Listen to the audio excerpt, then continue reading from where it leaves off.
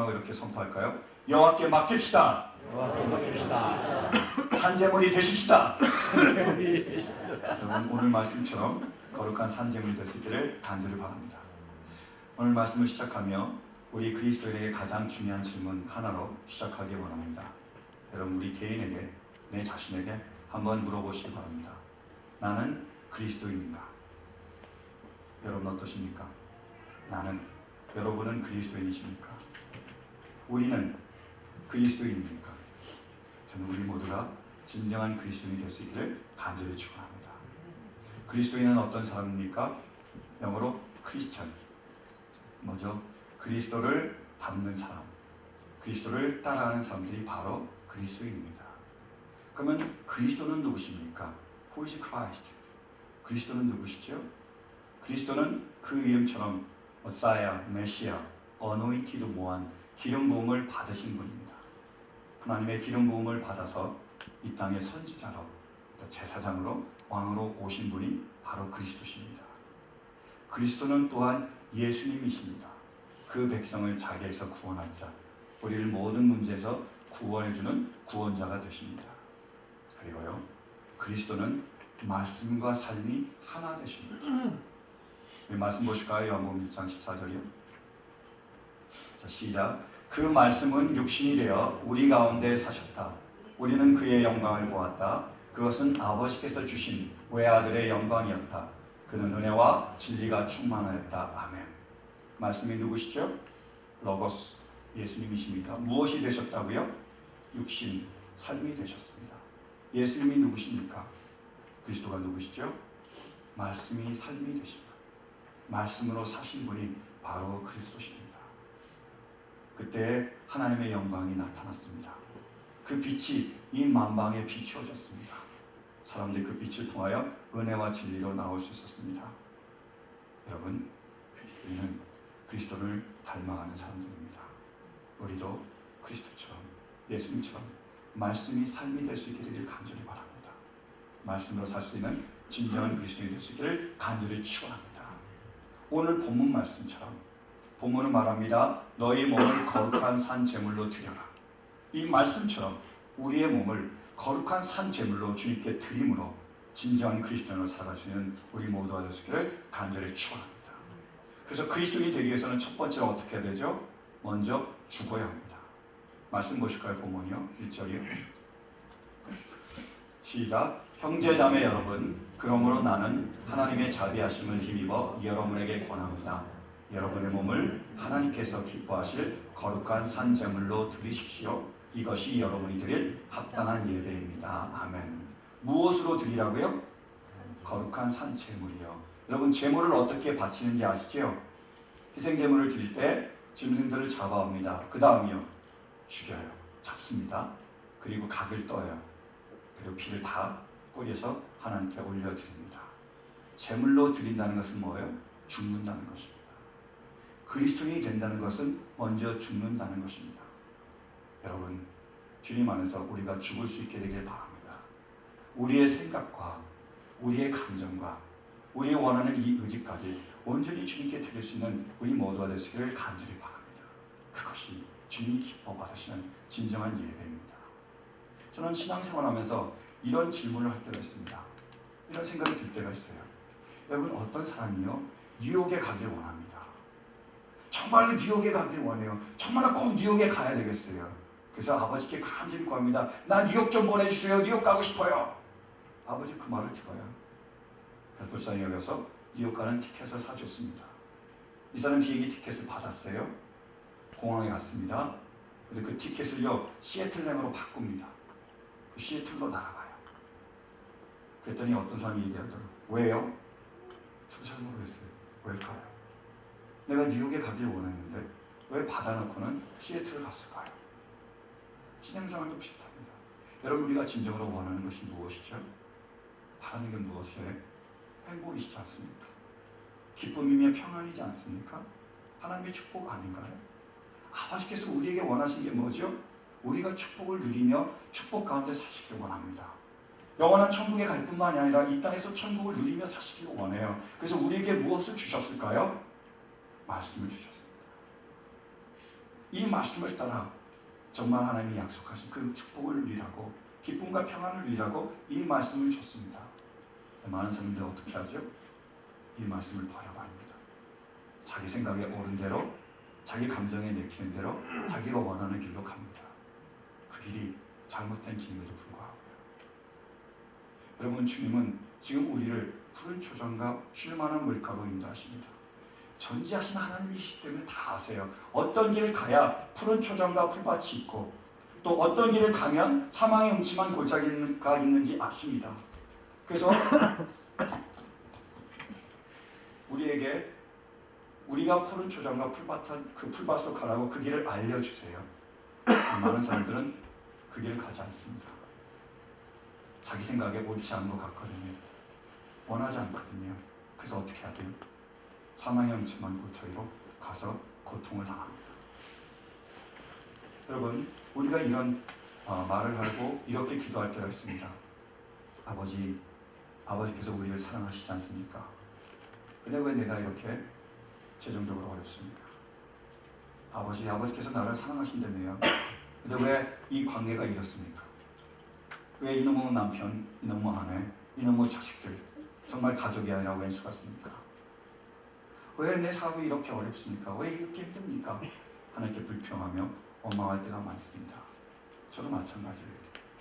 근데 그러다가 문득 이러한 생각이 듭니다.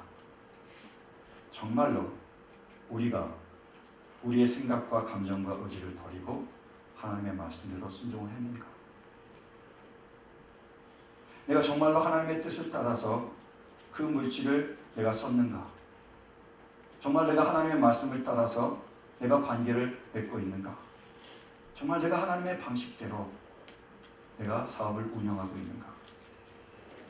정말로 내가 주님 안에서 내 생각과 감정과 의지를 주셨는가? 이런 생각을 하게 됩니다. 이유는요, 바로 제가 그걸로 인해서 지금도 고통당하고 있기 때문이에요. 주님 우리에게 말씀하셨습니다. 예를 들면요, 이렇게 말씀하셨어요. 너희가 사랑의 빛 외에는 아무 빛도 지지 말라 말씀하셨습니다. 사랑의 빛은 지되 다른 빛은 지지 말라는 거예요. 그 말씀을 분명히 주셨습니다. 제가 그 말씀을 받았어요. 근데 제가 그 말씀을 버렸습니다. 그래서 지금까지 고통을 당하고 있어요. 제가 미국에 올 때 $10,000를 들고 왔습니다.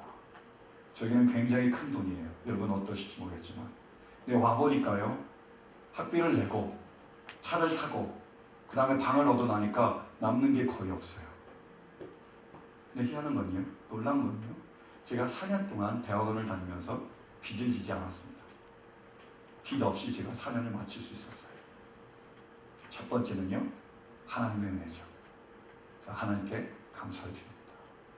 두 번째는요, 우리 와이프의 은혜였어요. 와이프가 열심히 일해서 먹여 살렸기 때문입니다.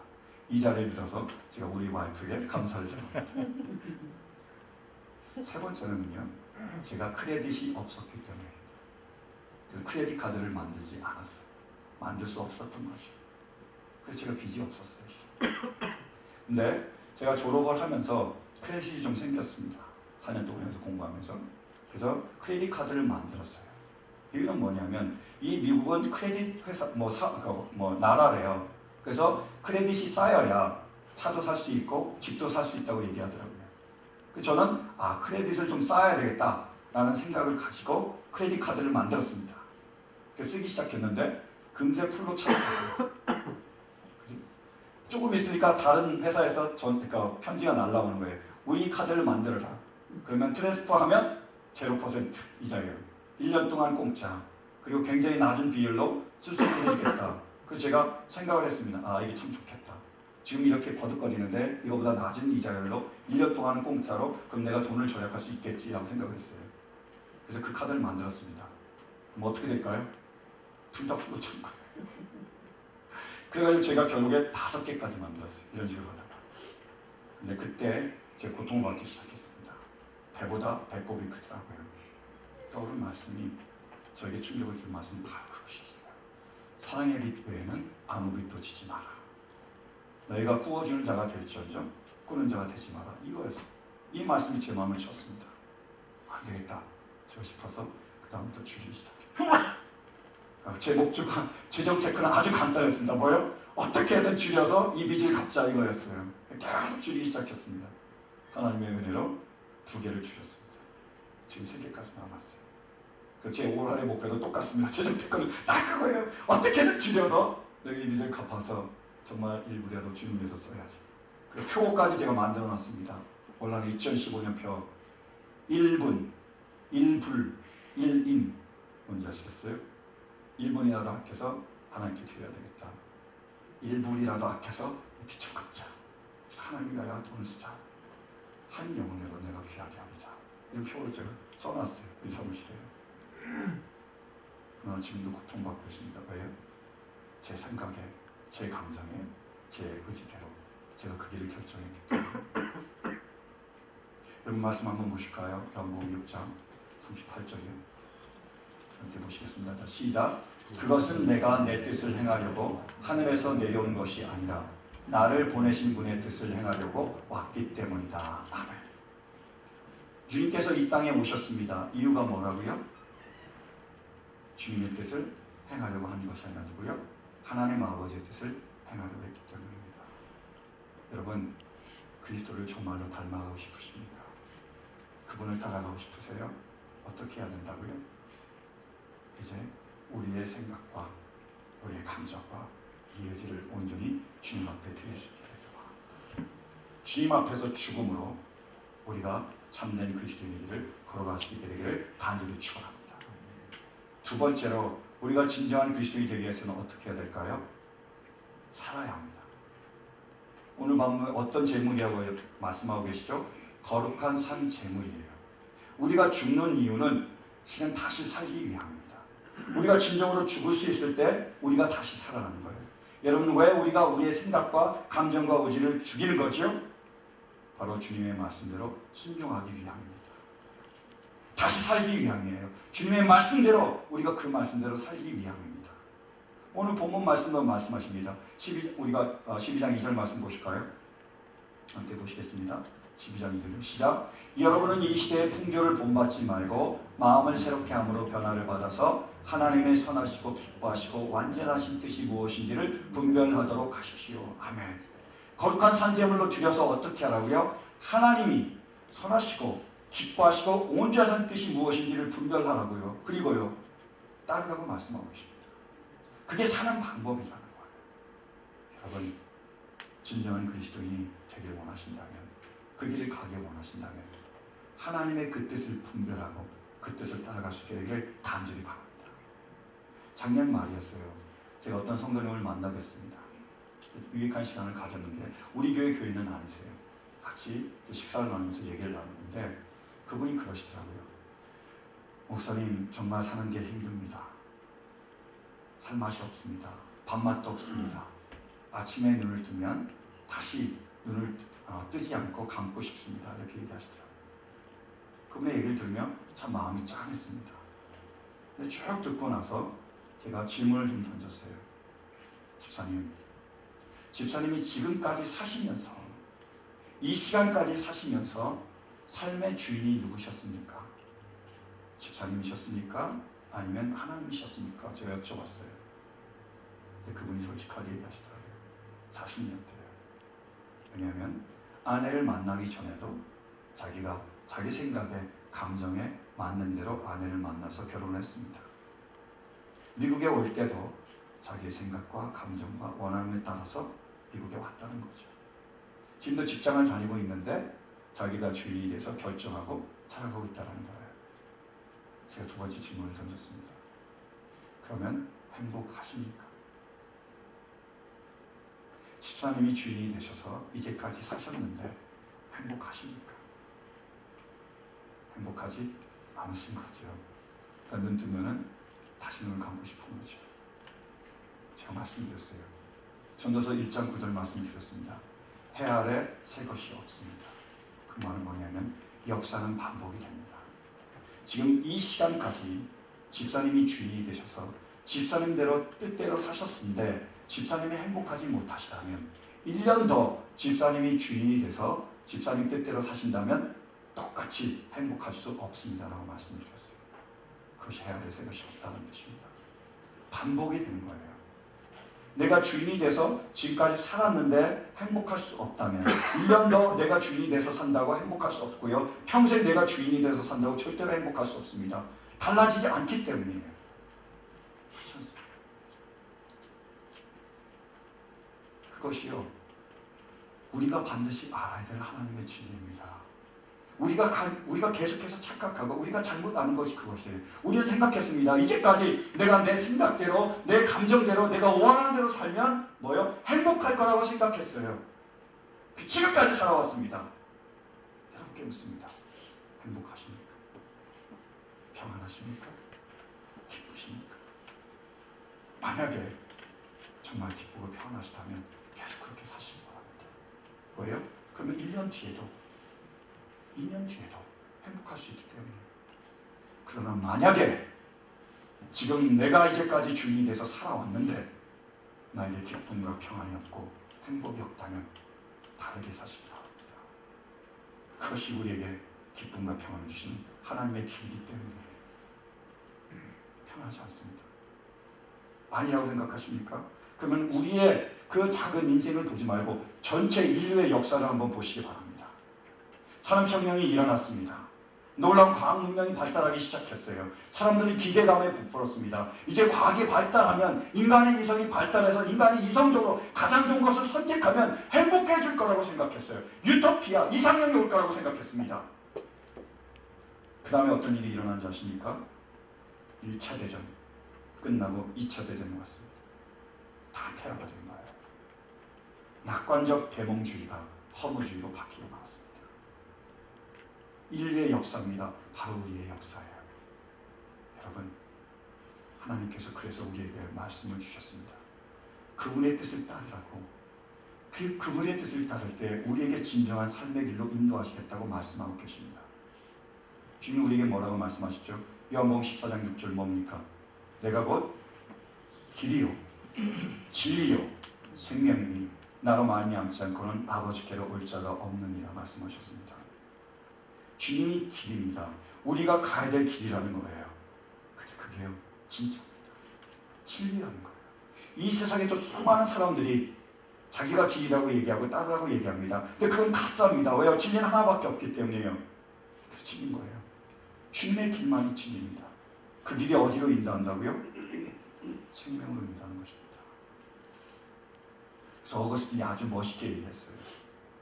그리스도는 하나님으로서 우리가 가려는 목적지가 되시며 사람으로서 우리가 걸어가는 길이 되신다. 여러분 문학을 별로 좋아 안 하시죠? 이렇게 문구를 보면 좀 굉장히 막 스릴이고 감동이 되는데 여러분 눈을 보니까 별로 아닌 것 같아요. 다시 한 번요. 뭐라고요? 우리 주 예수 그리스도는 하나님으로서 우리가 가려는 목적지가 되시며 사람으로서 우리의 길이 되시며 그분은 그리스도인으로서 우리가 어떻게 살아가야 될지를 보여주신 분이에요. 그분은 어떻게 사셨습니까? 그분의 뜻이 아니라 아버지 뜻대로 살았습니다. 그래서 죽음을 거쳐서 영원한 생명으로 영원한 천국으로 하나님 보좌 우편으로 나아가셨습니다. 사랑하는 성도 여러분, 정말로 진정한 그리스도인이 되기를 원하십니까? 그렇다면 말씀을 붙잡고 이 말씀을 끝까지 나아가는 우리 모두가 되시길 간절히 축원합니다. 세 번째로 그리스도인이 되려면 어떻게 해야 되죠? 거룩해져야 됩니다. 어떤 산재물이라고요? 거룩한 산재물이라는 거예요. 우리가 주님 앞에서 죽는 이유, 그리고 주님으로 인해서 다시 사는 이유가 뭐라고요? 거룩해지기 위함입니다. 거룩하게 쓰기 위함이에요. 거룩은 우리가 생각하는 추상적이고 동떨어진 이야기가 아니에요. 하기오스, 그 원어 말씀처럼 구별됐다는 뜻입니다. 세상이 가는 것과 우리가 다른 길로 가게 되면, 세상이 사는 것과 우리가 다르게 살면 우리가 구별된 거예요. 세상은 오른쪽으로 가면 우리는 어느 쪽으로 가면 되죠? 왼쪽으로 가면 됩니다. 세상이 뒤로 가면 우리는 어디로 가면 되죠? 앞으로 가면 되는 거예요. 그것이 바로 구별이고 그것이 바로 거룩함입니다. 제가 초등학교 때 우리 교회 대표로 성경 퀴즈 대회에 나갔습니다. 근데 거기에 질문 중에 하나가 이거였어요. 여러분, 소금이 맛을 잃으면 무엇으로 짜게 합니까? 여러분에게 질문할까요? 소금이 그 맛을 잃었어요. 무엇으로 그 맛을 짜게 합니까? 여러분이나 저나 똑같네요. 소금이 그 맛을 잃으면 아무 것으로도 짜게 할 수 없습니다. 다만 밖에 버리고 사람들에게 밟히기 때문에. 근데 저는 그때 딱 손을 들었어요. 저를 지적하더라고요. 자, 뭐냐? 제가 물이라고 대답했어요. 소금이 맛을 잃었는데 물로 짜게 할 수 있다고요. 제가 착각한 거죠. 저는 어떻게 그 질문을 이해하냐면 소금이 짠데 어떻게 그 짠맛을 없애느냐로 이해한 거예요. 그럼 소금이 짠데 어떻게 하면 그 짠기가 없어지죠? 물을 막 집어넣으면 되잖아요. 그럼 짜지 않잖아요. 제가 열심히 들어서 물 그랬는데 땡 한 거예요. 근데 그게 아직까지 저에게요 각인이 되어 있어요. 계속 생각이 나요. 여러분, 우리는 세상의 소금입니다. 하나님, 우리가 세상에 나아가 소금이 되기를 원하십니다. 이 부패해져가는 그 세상을 정화시키며 주님께로 인도하기를 원하고 계십니다. 그런데 그리스도인들이 정체성을 잃어가며 소금의 짠맛을 잃어가는 이유는 무엇일까요? 물 때문입니다. 세상을 받아들이고 세상과 함께하기 때문에. 소금이 물을 집어넣으면 짠맛을 잃어버린 것처럼 우리가 세상에 나아가 그들과 똑같이 사랑하며 그들의 모든 영향을 다 받아들이면 우리는 소금의 짠맛을 잃어버립니다. 거룩함을 잃어버리는 거예요. 찰스 스펀전이 이렇게 얘기했습니다. 교회가 세상에 나아가 영향력을 미치지 못하는 이유는 그 세상이 교회에 영향력을 미치기 때문이다라고 말했어요. 여러분, 왜 우리가 이 교회가 세상에 나아가 소금으로 살아가지 못합니까? 왜 우리가 세상에 들어가 우리의 정체성을 유지할 수 없습니까? 왜 잘못된 길로 가는 이 세상을 우리가 바른 길로 인도할 수 없습니까? 간단합니다. 우리가 세상을 따라가고 있기 때문입니다.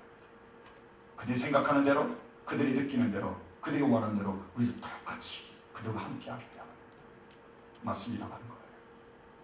그것은 그리스도인의 삶이 아닙니다. 세상과 구별된 것, 세상과 다르게 사는 것, 이것이 거룩한 그리스도인의 삶입니다. 저는 우리 모두가 그 길을 걸어갈 수 있게 되기를 간절히 바랍니다. 그럼 구체적으로 어떻게 하는 것이 거룩한 산제물로 우리 몸을 드리는 것입니까? 간단해요. 아주 쉽습니다. 뭔지 아십니까? 섬김을 받으리 하지 말고 섬기시면 됩니다. 그게 오늘 본문 말씀의 내용이에요. 한번 보실까요? 4절부터 7절이요. 먼저 12장 4절부터 7절. 시작. 한 몸에 많은 지체가 있으나 그 지체들이 다 같은 일을 하는 것이 아닙니다. 이와 같이 우리도 여럿이지만 그리스도 안에서 한 몸을 이루고 있으며 각 사람은 서로 지체입니다. 하나님께서 우리에게 주신 은혜를 따라 우리는 저마다 나는 신령한 선물을 가지고 있습니다. 가령 그것이 예언이면 믿음의 정도에 맞게 예언할 것이요, 섬기는 일이면 섬기는 일에 힘써야 합니다.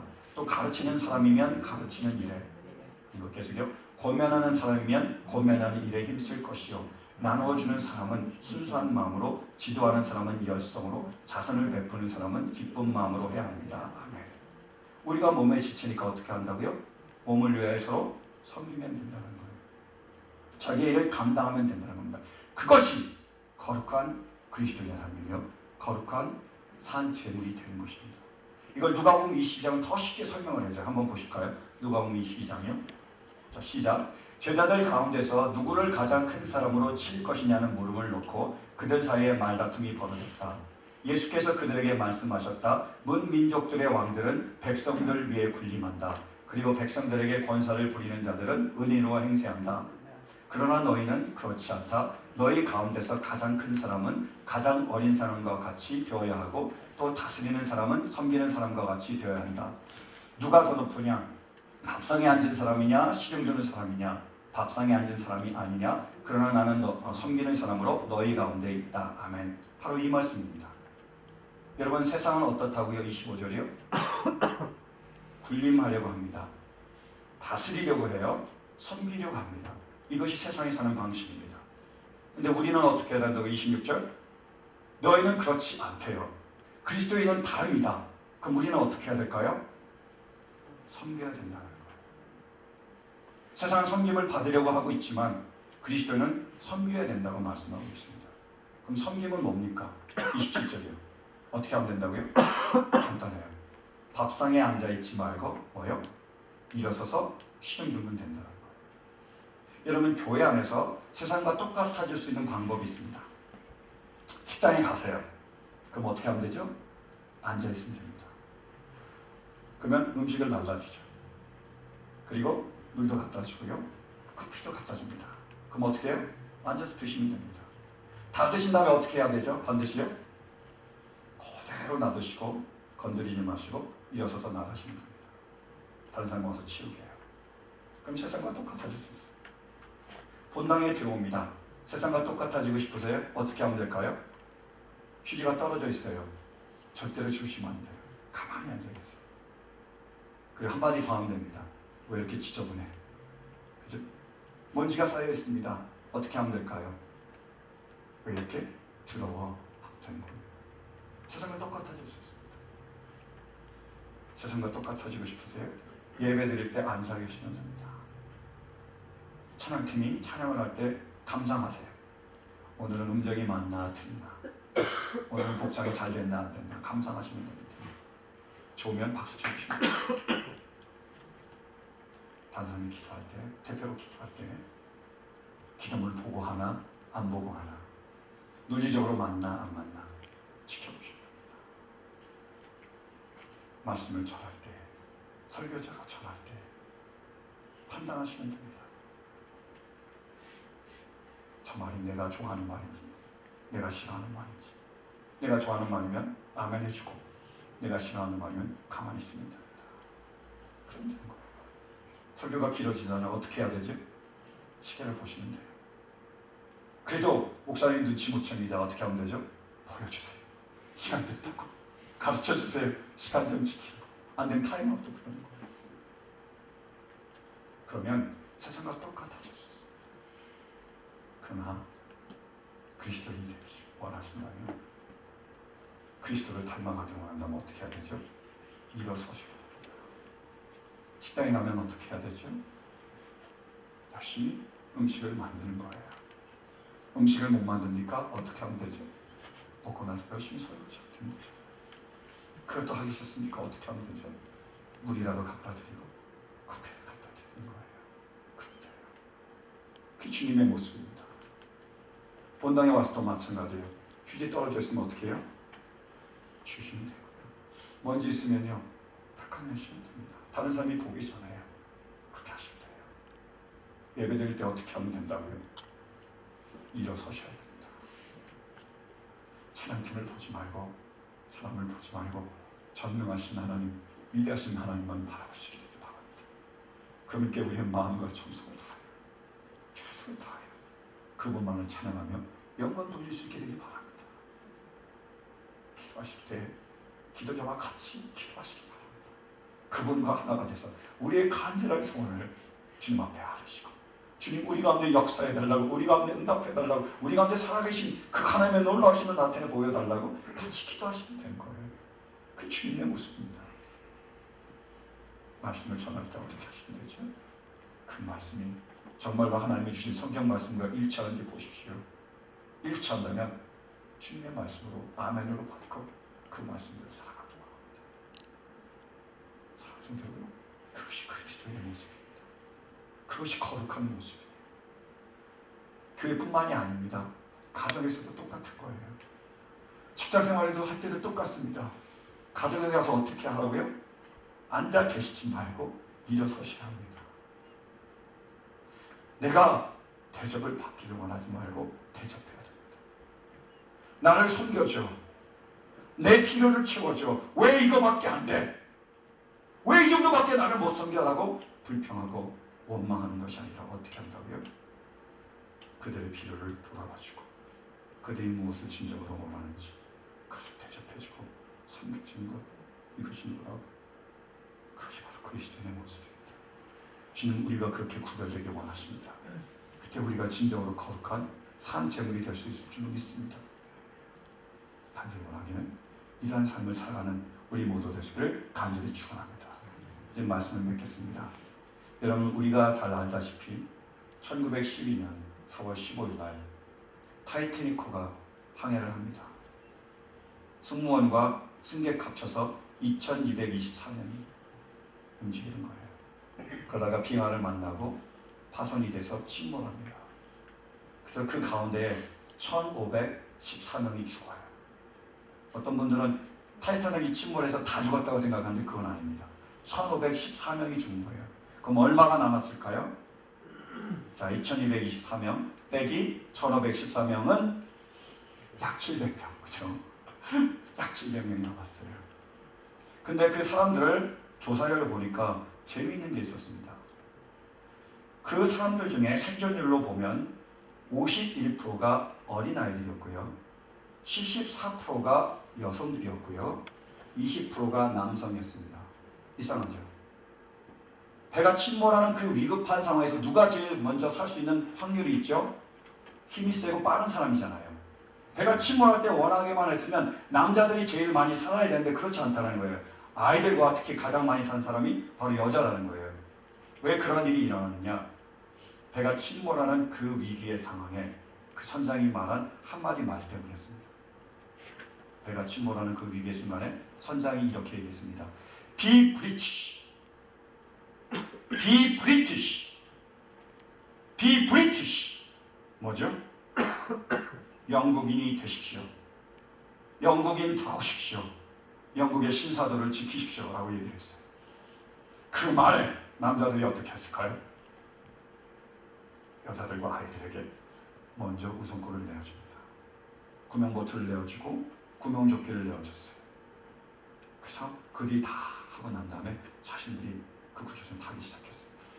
그러다가 침몰해서 남자들이 많이 죽은 거예요. 여러분, 주님께서 지금 우리에게 동일한 말씀을 하고 계십니다. 뭐라고 말씀하고 계시죠? Be Christian. Be Christian. Be Christian. 이라고 말씀하고 계십니다. 뭡니까?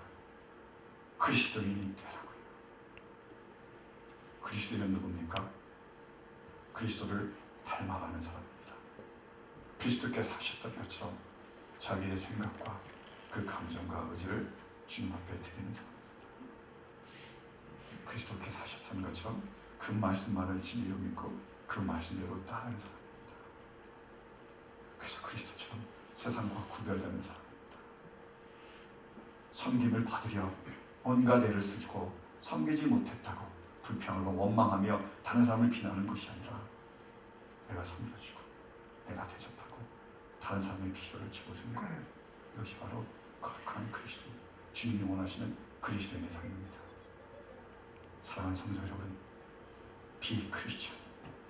우리 모두가 그리스도인이 될 수 있게 되길 간절히 바랍니다. 이 땅에 거룩한 삶 제물이 되어서 정말로 우리의 생명을 내어줄지언정 영원한 생명을 위하여 나아갈 수 있게 되길 간절히 바랍니다.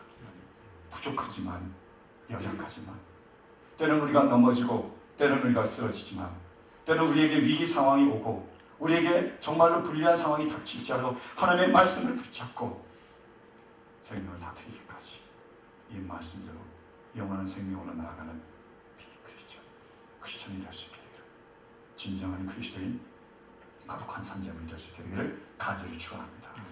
우리 이 말씀 붙잡고 함께 찬양을 원합니다. 다 같이 찬양하실까요?